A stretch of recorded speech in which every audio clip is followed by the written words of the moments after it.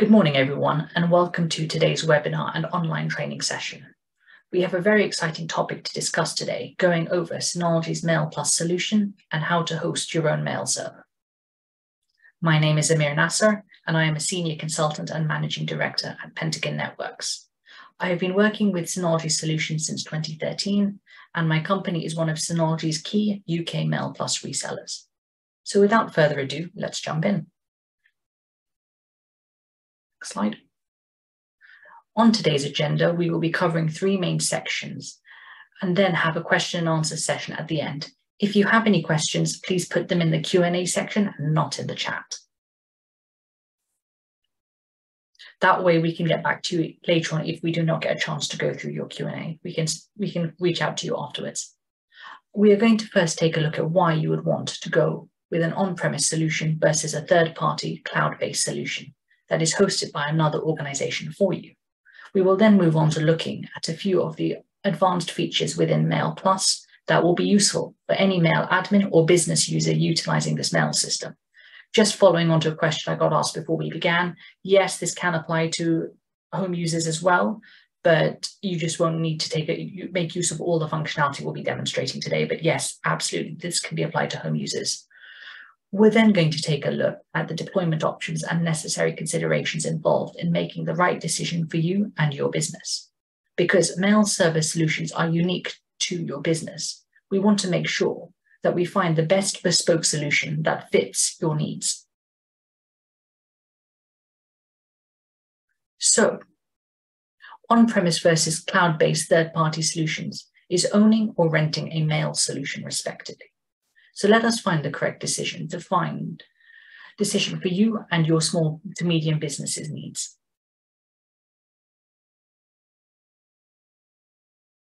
So small to medium business owners will want to take a few things into consideration whenever you are making an investment in your IT infrastructure. First and foremost, what is the cost associated with the solution being implemented? Is this going to be an initial investment that has to be budgeted for? Or is this going to be a more long-term subscription-based solution that needs to be factored into the total cost of ownership?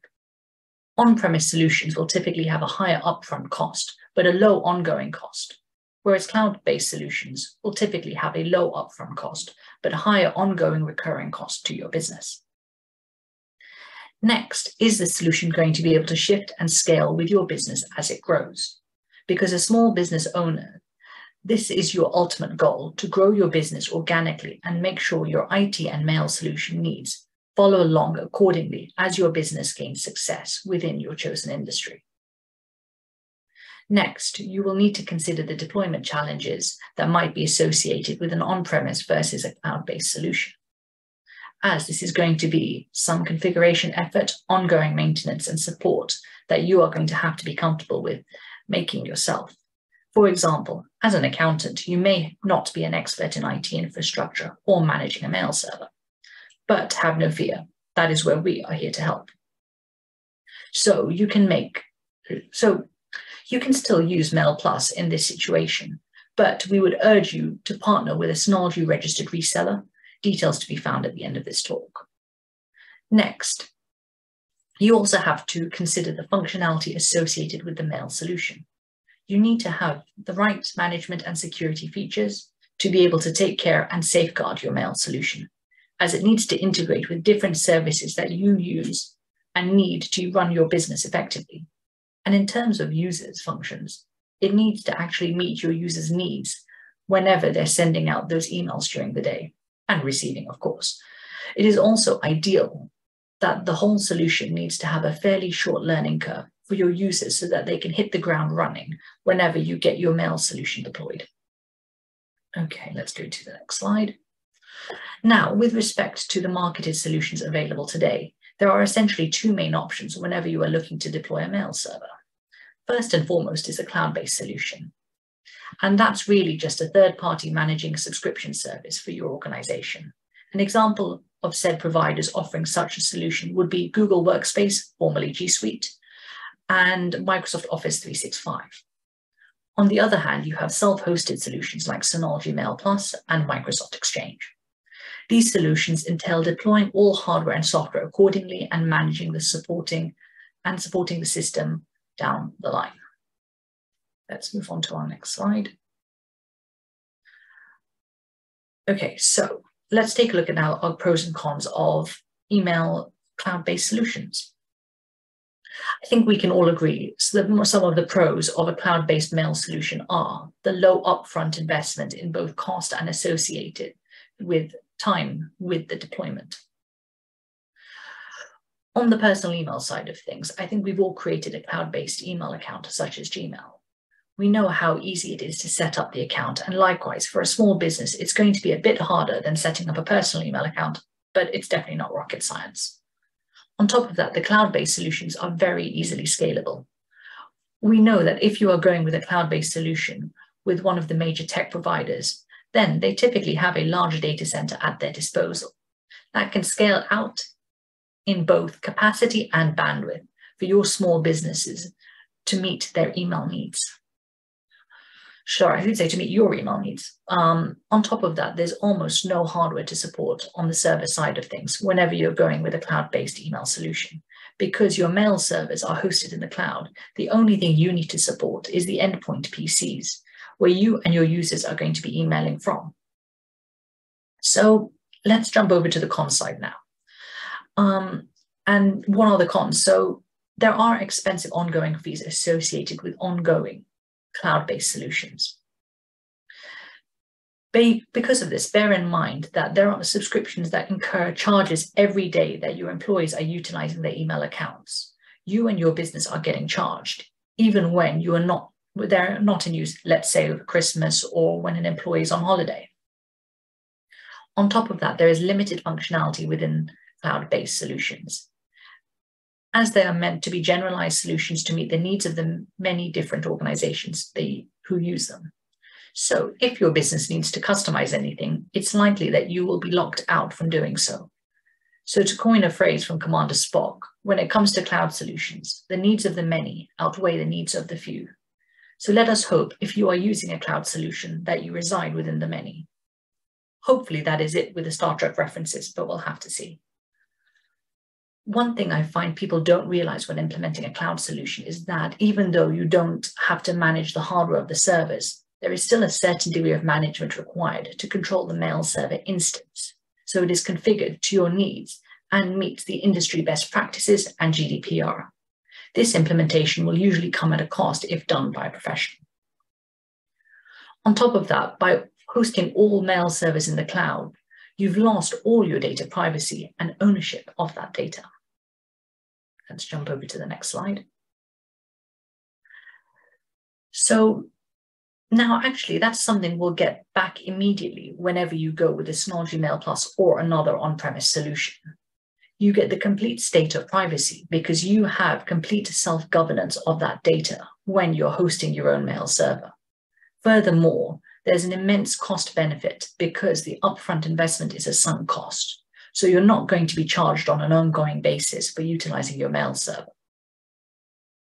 Another great benefit is that Synology Mail Plus will easily integrate with third-party applications. So if your users are used to a third-party client such as Microsoft Outlook or Mozilla Thunderbird, if anybody still uses that application, then it's not going to be a problem. There's going to be almost no learning curve for your users to utilize a Mail Plus server. In fact, most companies we have personally implemented this solution for have not even noticed that the mail server has changed because they're interacting with just a Microsoft Outlook client.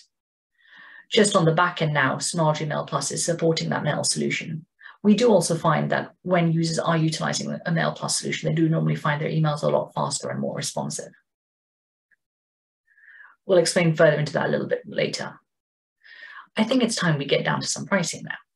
So let's go ahead and take a look at an example scenario to wrap our heads around. In this example, we're going to be looking at a company that has 100 employees, and we're looking at a time frame of about 3 years. So what are our options? Now, if we're going with what is considered a traditional or common on-premise self-hosted mail solution, you're going to be looking at a cost of roughly £30,000 based on a 3-year time frame, leading to an annual cost of around £10,000. Reason why this is surprisingly high for Microsoft Exchange is Microsoft Exchange has higher hardware costs due to it being very RAM intensive. So you need to make sure you have additional hardware capacity to allow you to grow, as well as the extremely high license fees for the clouds. So that is what has led to such a high cost. In comparison now, let us take a look at a software as a service online cloud-based solution. You are still looking at around £18,000 over the same 3-year timeframe just to run your mail server, but this will only give you a very limited functionality and less than 30 gig of mail storage. The next tier up from Google would almost double your monthly cost. Another thing I like when assessing these cloud-based solutions, I find, is because they don't work as seamlessly as on-premise solutions with integrating with existing solutions you may already have, you will normally end up buying different cloud connectors to improve performance or to just generally automate certain workflows. So this is really a best case scenario in terms of pricing. Now let's take a look at our third option. So if you were to take a look at actually compare it to Synology Mail Plus deployment, all those hardware costs are upfront.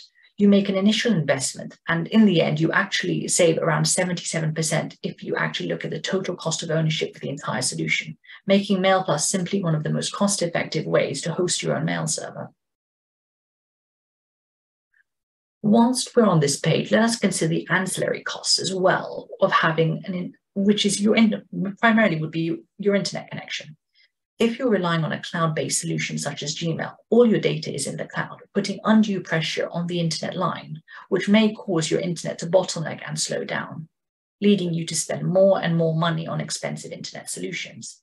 The advantage with Mail Plus solutions are that if you have your 100 users in this example, they are all accessing an internal resource, and typically a minimum internal network speed would be a gigabit. So they're all accessing this internal resource, not putting any pressure on your external internet connection until you actually send or receive an email. Then it will be one email going over the connection instead of 100 users trying to download their email simultaneously. So I think it's time we have a demo. So if you bear with me, let me just switch over and we can then begin. Just while we're here, just want to make sure everyone can still hear me while I'm signing in.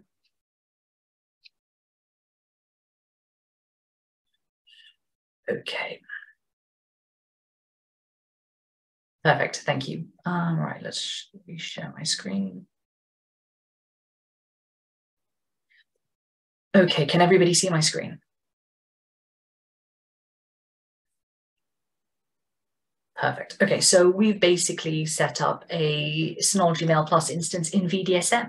So this is a virtual instance within one of our other Synology servers at one of our data centers. So just to give you an idea of the scalability of said solution, first thing we would typically do is go into the package center and download Mail Plus server and Mail Plus. Also, when you download it nowadays, you'll also get Synology contacts, which is a very useful facility if you need to sync your contacts across devices. That's a story for another day though, but just wanted to let you know that is an option. When you do the installation of Synology Mail Plus, it'll be typically just going in and pushing the install button. It will typically have some prerequisites, just push yes or okay, and it will do it for you. Okay, let's go into Synology Mail Plus server. And since we haven't created a Synology Mail Plus server before on this box, we're going to go through quite a straightforward process. So the first thing we're going to do is we're going to create a new mail server. Now, I remember I got a question before the talk began asking, can you migrate from Exchange? This is the option you'd actually be selecting if you wanted to import or migrate from Exchange. In this case, we're not, it's going to be a fresh mail server, so let's push next. Okay, so the first thing we take a look at is the account type. Right now it says local users. You can also add Active Directory or LDAP-based users, so you can integrate this within your existing domain infrastructure. That will allow for automation and you to quite quickly onboard users. In this case, to allow for relative simplicity, we're going to just select local users. Please bear with me 1 second.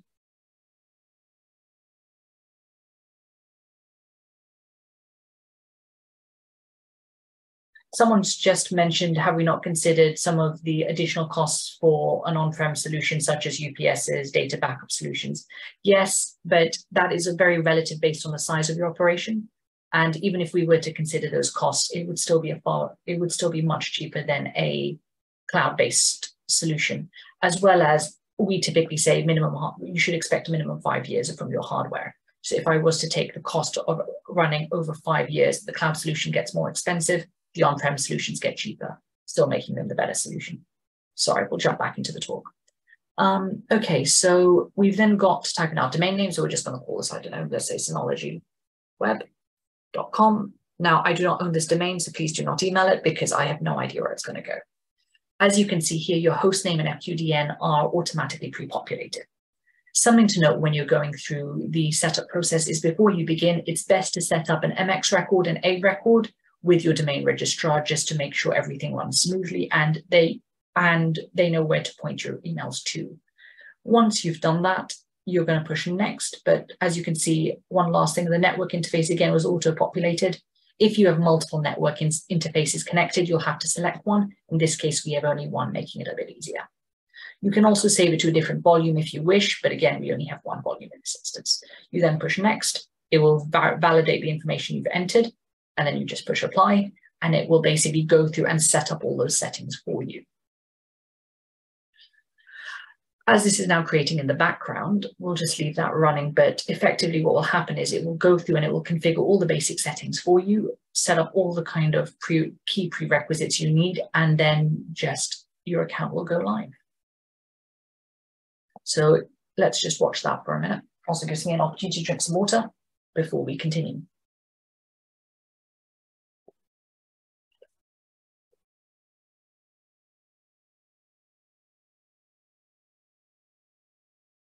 Okay, so we'll leave that running in the background and I will jump back to our main PowerPoint, I think. So just please bear with me.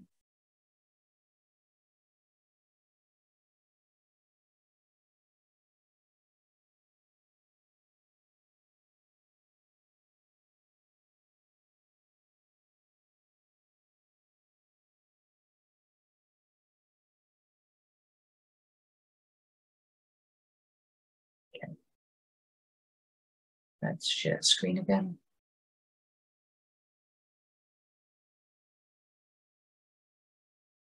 Okay, so I think you can all agree that was a very exciting demonstration. Also, surprisingly straightforward.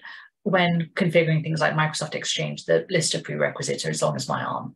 So having something where I can set a mail server up relatively quickly is quite useful. So let's move on now. So we've gone over why you might want to choose an on-premise solution like Synology's Mail Plus versus a cloud-hosted option that is going to be a subscription model. In the next portion, we're going to be taking a look at some Mail Plus features. As we dive into the 4 big features inside Mail Plus, please keep in mind that this list is by no means exhaustive of all the advanced features you're going to have available to you should you go with the Synology Mail Plus deployment. So your internal, let me just check something. Yeah, that's fine. Now you have support for your multiple domains. This is going to be especially handy for larger businesses that may need to apply specific domains to a subsidiary that may operate across the globe. On top of that, it supports role delegation, which is especially handy for those admin level activities. So your internal IT team or managed service provider that you are partnering with will definitely use this role delegation to help spread the workload of actually managing the mail server deployment. Not only just actually adding in role delegation for those admin level activities, you can get really granular with how users can actually utilize and interact with the mail server. So you can limit how many, because let's give a couple of examples of this. You can limit how many emails are actually sent out per day, or limit the attachment sizes, just to name a couple of different examples.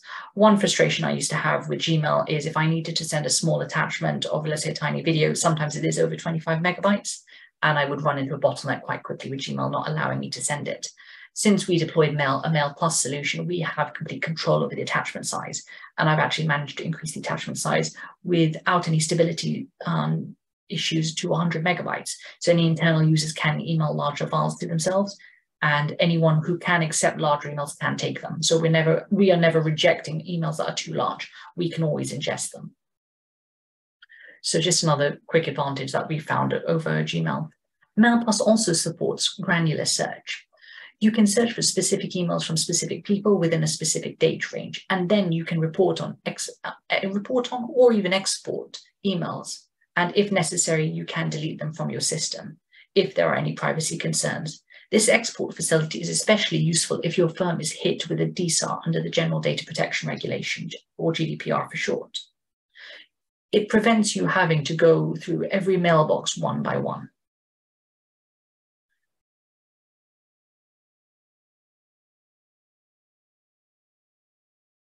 So someone just asked, when can they buy licenses? When you get your MailPlus server, which we'll cover in a few minutes, you will actually get 5 free licenses, so you can try the solution for free.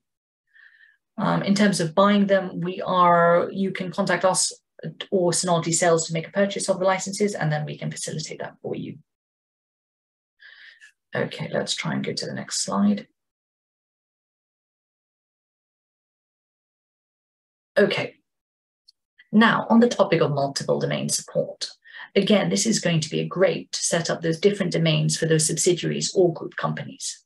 But by adding in different domains for those subsidiaries from one location, you're actually managing everything centrally at HQ. Because generally speaking, that is where most of your IT resources are to be located. I'll tell you guys a little secret. This is actually something that Synology does themselves. Whenever you interact with them through their emails, through their mail server, like the emails that you are going to be getting after the webinar and probably the emails you got before the webinar. So you're actually interacting with a MailPlus deployment across the globe in Taiwan, and you probably didn't realize. I find that quite interesting personally.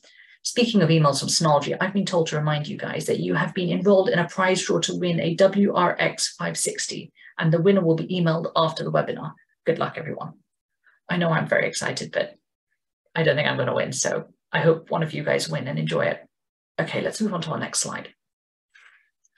Let's take a look at role delegation. So on the topic of role delegation, there are several different layers that you can utilize to help spread out the admin level workload.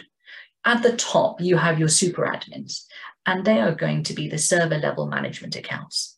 They are going to be the ones who have the most power inside of MailPlus deployment, as they should be with being super users. You can also set up a help desk layer, which is really just for those individuals that are going to be managing those internal user inquiries, especially whenever you have new people joining or leaving the team or being reassigned within the company. Lastly, we have support for domain management. You can actually delegate who can be a domain manager. This is especially handy if you want to assign someone to manage your domain for a specific subsidiary. So it allows you to have global centralized control by your super admins, and then your localized control. So if, let's say, the US office need to have their own control over their own domain to make changes as and when they require, they still can, whilst headquarters still has overall control of the system and interface. Okay, so on the user policy side of things, again, there is not just role delegation at an admin level with admin rights. There are specific we can restrict and limit the way users interact with the mail server. You can limit the number of emails a user sends a day, especially handy if interns, especially handy when we've had interns. You don't want them emailing people at a whim or accidentally spamming somebody. Also, with interns or anyone who's new to the company, you don't always want them to be the face of your company and on the outside. So you typically will limit their emails to just be internally within the company, and after they pass probation, maybe you can then unlock that and give them access to email externally. So also from a data security perspective, it can be very helpful. You can also support the customized login policy and mail delivery, and all of this can be managed through Active Directory domains that you have joined with your Synology NAS. So with Synology NAS, you can integrate it with AD and LDAP. So typically, if you are managing, let's say, going back to our scenario of 100 users, with 100 users in this scenario, you don't want to be going in and making a change to each of the 100 users. Instead, you can create, as you know, with Active Directory groups, and then you can just basically apply policies against those groups. So as a user moves from one division to another, their new policies will automatically apply and be provisioned. Just a little quick trick that we found to kind of improve the efficiency of our deployments and management. So let's now take a look at the granular search functionality. search functionality is going to be very convenient if you need to have a query or any sort of inquiry into a user email accounts or general email traffic within your entire deployment. These are really deep parameters involved, such as you can search against subject, date, size, effectively the whole 9 yards. Any attribute you can think of for a specific email, you're going to be able to search inside of the Mail Plus search functionality. And this is typically done at an admin level. So if you were ever hit with a DSAR, you can actually go in and effectively restrict or export emails out of the solution quite quickly instead of logging into each account individually. So that's something we found quite useful for reporting. Okay, I think it's time for another demo. So let's take a look. Right. Screen share. And everybody see my screen?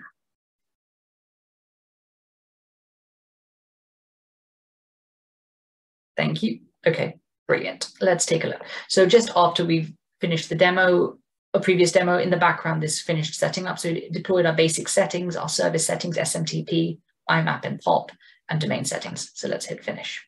Welcome to the Synology Mail Plus server. So the first thing we need to take a look at before you even begin using the mail server is going down to the license tab. In the license tab, you can see how many licenses you've been assigned and you can add more licenses. This is quite useful because you are limited to the seats you have are limited to the number of licenses you have. So if you have 5 licenses, you have 5 seats. You cannot exceed that. So you can only have 5 mailboxes running on this server. If we put another, licenses come in a 5 or 20 pack variant. So you can go and purchase, let's say, a 20 pack variant, and then you would have 25 licenses at your disposal.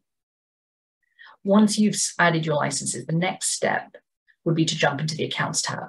Now, right now, these are my local test users, but you could also have a case where if you're using an LDAP or Active Directory environment, you would have visibility of that. Something I find quite useful is jumping into the settings quickly and activate all users by default. This can be quite neat. So if you're provisioning a new user, they will automatically be given rights and privileges to access Mail Plus. So that way they can hit the ground running. The other thing we normally go in and check straight away is we go through the default policies and just make sure the default policies are where we need them to be. So within the policies, effectively, we can control, can a user auto forward emails outside of the domain, sending quotas by size or traffic. We can also enable certain types of services, such as IMAP and POP3. So POP3 is now a relatively legacy standard now and pretty much being superseded by IMAP. So in most cases, we'll just go in and turn off POP, just so users can't use it. So that way, all their emails are always in sync with the server. So something to always do is just jump into the user policies and just refine your user policies as required, just so you have that level of control. Okay, so let's jump into the domains now. So we saw earlier we created synologyweb.com. Again, please do not email this address as we do not manage it and I have no idea where the email would go.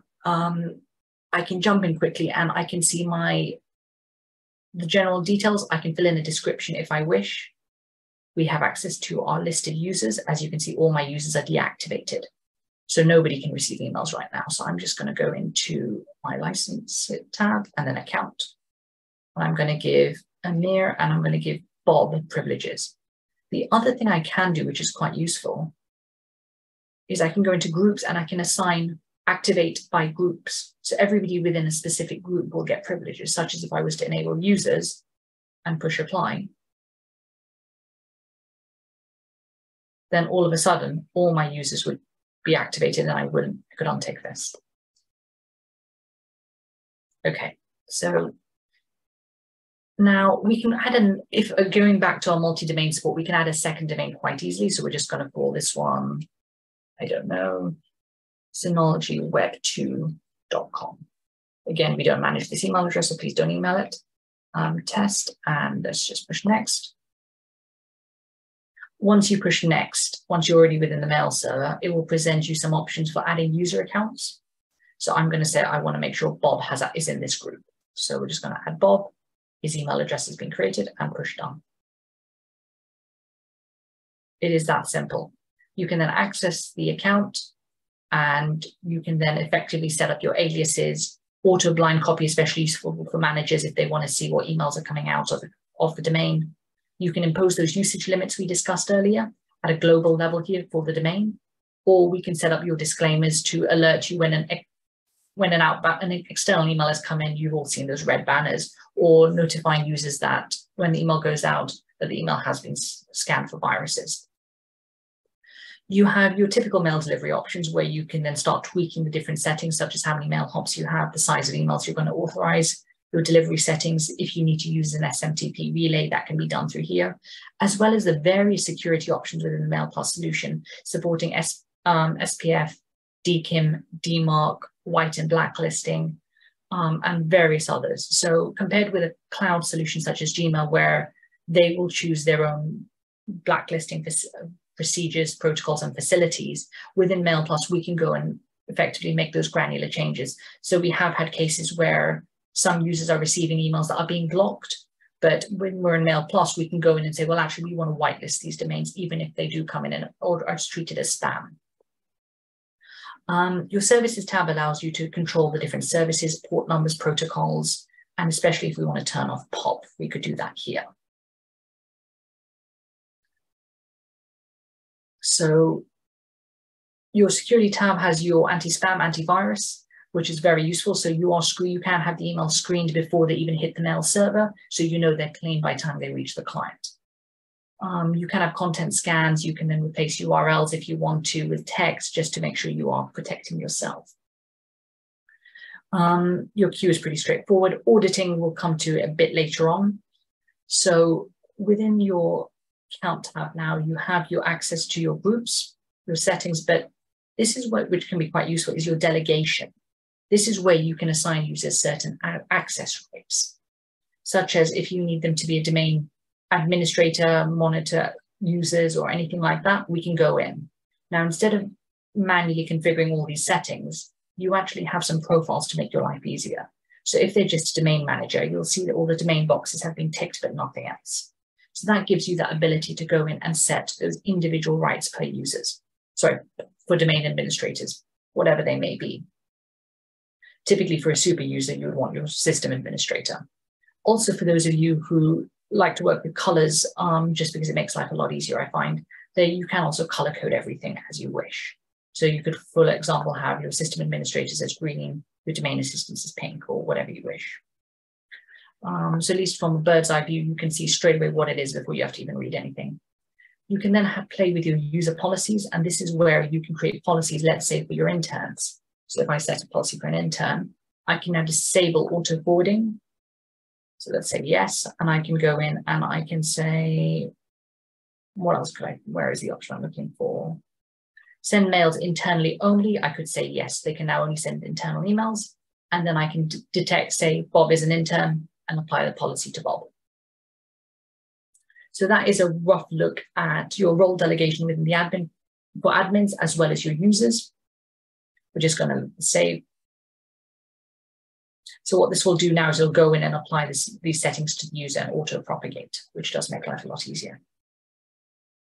While that's running in the background, just so you can see, Synology does have a web GUI similar to Gmail, and you can jump in, just go in, you click on your all applications, click on MailPlus, and you then have access to your MailPlus client. It's taking this slightly longer than normal as I haven't used this on this box. So as you can see, you can go in and the interface is very straightforward and simple and extremely easy to use.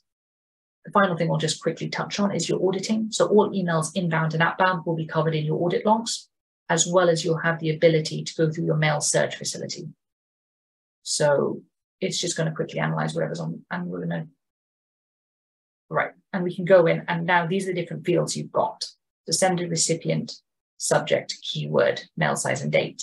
But you also can say if it contains or does not contain. So it allows for a semi-fuzzy search, which can be quite useful if you're not exactly sure what you're looking for.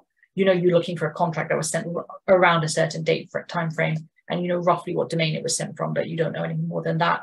You could search the whole mail server for that contract, for example. That's a brief look at the Mail Plus server interface as well as the client. So I'm going to jump back over to our PowerPoint presentation now. I'll give you guys let's now go back to my screen sharing. So we can quickly go through the rest of the presentation.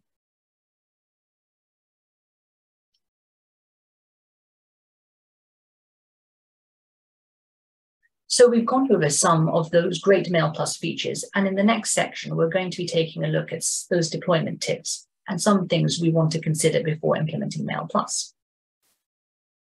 So before you commit, you're going to want to take a look essentially at these 4 sections detailed on screen. Is on-prem the right choice for you?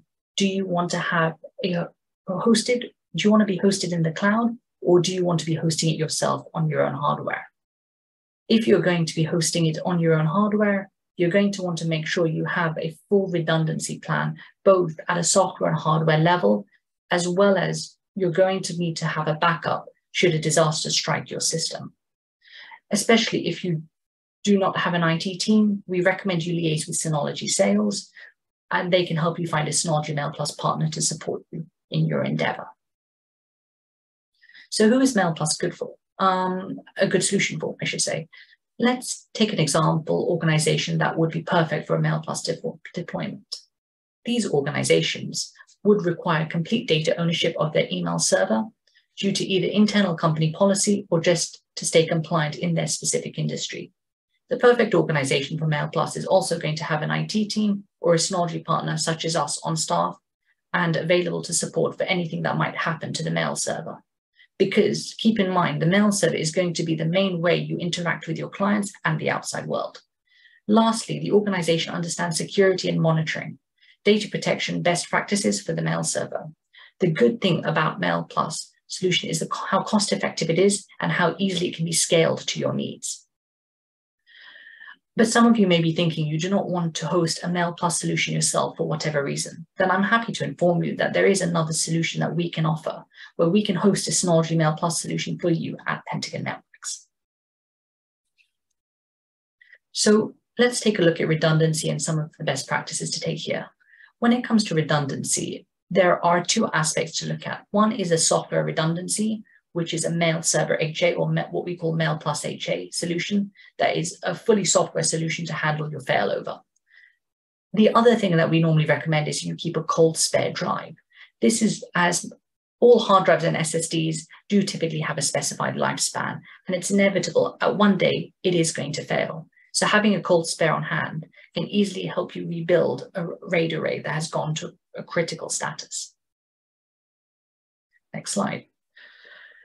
Next on this list, you need to have backups for your Mail Plus deployment. Now you have an on-site backup solutions for pretty much any Synology application or data utilizing either the hyper backup or snapshot replication mentioned in another webinar. You should, with any backups, we typically like to have the rule of 3. Offsite can either be made up of an application backup through hyper backup or snapshot replication to push the data off the NAS to a different location. You can even use hyper backup to push it out to the cloud. But my advice to anybody who wants to utilize a Synology Mail Plus deployment is definitely check out hyper backup, because its specific configuration backup for Mail Plus comes in handy. So in the event a disaster strikes, all you need to do is restore the backup from the cloud. You can ease it, and this backup, as it is Mail Plus aware, it can reconstitute your entire mail server deployment without having to reconfigure everything from scratch. So it can rapidly improve the response time to the incident, as well as mitigate risk of further downtime. So now I hope the big question on everybody's mind right now is, should we hire a Synology partner? Now, if you don't have an on-site IT staff in your organization, or if your current support is not available 24/7, if this is your first time mail server deployment, or if you're not comfortable deploying the mail server yourself and don't understand the best practices for threat monitoring, etc., then you need to get help, and partnering with a Synology Mail Plus partner is the best way to do so. Now, if you just want to find out more on how a Synology solution can benefit, please reach out to Synology Sales, as they're going to be a great resource to point you in the right direction of a consultant who can then sit down and assess and assess your needs and find the best solution that fits your company. So let's just go through a quick summary of where to begin if you want to deploy Mail Plus. So with deploying Mail Plus, there are a few resources that we normally recommend. The first place to go is the knowledge base. And that will typically give you details about the product, as well as any information you need to find. Everything will be listed within the knowledge base. Now, if you want to, you can also download the Synology admin guide, because it goes in more granular detail on some app-related tasks that even the knowledge base does not cover in full depth. Lastly, if you want to contact us for a consult before you do your deployment, so that we make sure you size your Synology NAS to meet your mail server needs, we can definitely have a chat and discuss that.